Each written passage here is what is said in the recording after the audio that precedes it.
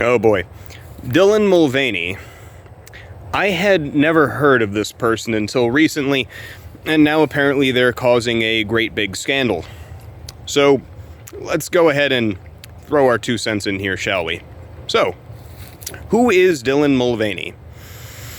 Simply put, Dylan Mulvane is an influencer with about 8 million people watching. That is absolutely massive, and their rise to prominence is very fast. Well, it almost happened overnight in terms of rises to stardom.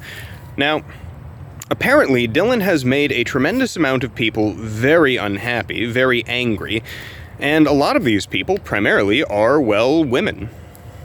So, I went ahead and checked this person out to see exactly what they might be saying or doing. I was thinking to myself, this must be another Andrew Tate scenario. You know, some sort of overly aggressive man who's going around saying all sorts of untrue things about women, throwing out a bunch of stereotypes or something like that, misrepresenting women.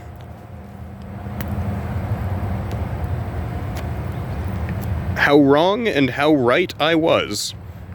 So, Dylan Mulvane is, by their own admission, a trans person born biologically male, transitioning to female. Regardless of what your position is on that, I really could not care less. But the reason they seem to be drawing so much ire, as far as I can tell, is because they've been invited to a bunch of panels and red carpet events and everything to represent women. And having watched some of Dylan Mulvane's videos, I can understand why some women might be upset. To put it gently, I at first thought this person was making parody videos. I thought this person was a troll. I thought this person was being intentionally offensive in order to stir up controversy, which still might be the case, we don't know. Some people are amazingly committed to their act. But, simply put, the sort of womanhood or girlhood, as Dylan says, that this person represents nothing but a gigantic pile of negative stereotypes regarding the condition of womanhood. Crying at random things for no reason, being eminently goofy and unreasonable, freaking out about bugs, wearing heels out in the woods for some reason. The point is, everything that comes out of Dylan's mouth is almost like an insult that is made primarily out of the worst stereotypes regarding modern-day women. Many of these stereotypes, which, well, the vast majority of it is just, it's flat out untrue. Simply put, I don't know if Dylan exclusively gets his idea of womanhood from watching nothing but reruns of, Disney kids cartoons, or is just, again, a magnificent comedian who's just trying to be offensive on purpose. Simply put, there is a dignity to being a man, and there is a dignity to being a woman. Dylan represents neither. Dylan acts goofy, emotionally unstable, emotionally incontinent, you could almost say. Very short-sighted, very squeamish about absolutely everything, hyperactive, almost childlike, which is mildly creepy for someone in their 30s to act out. And I can see why a lot of women would be upset at this. I mean, hell, I've seen some representations of men that rubbed me the wrong way, but again, I simply moved on because, well, depending on the kind of man you are, that doesn't represent you. However, Dylan is being backed up by authoritative sources. Dylan is being backed up and given positions of platform that have been traditionally reserved for biological women to talk about things like their lives as women.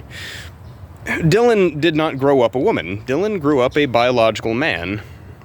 So he doesn't really have the position to speak on these experiences, and yet Dylan is. I can see why that would make some people angry. Simply put, Dylan is acting out a caricature of how women are perceived to act by our modern-day shallow consumerist culture, which basically encourages everyone, both men and women, to be emotionally incontinent, mindless, consuming, well, fools, simply put. And not only is that the case, but Dylan has also risen to prominence as being rewarded for acting like a fool, is being rewarded for representing women as these strange, hyperactive, childlike things. So I can see why people would be upset.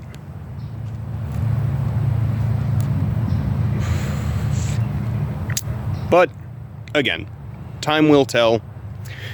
And this person has gotten monumentally popular. Now, granted, the TikTok algorithm does actually favor these sorts of things in the Western algorithms. But the TikTok algorithm over in China, which is where the company is based out of, doesn't favor these things. If you log into a VPN and you go to a Chinese TikTok, or you make your TikTok account look like it's coming from China, you will get recommended videos of things like engineering, math, scientific discovery, patriotism, and traditional values. So why is it so different here in the West? Why is the Western algorithm, well, promoting foolishness?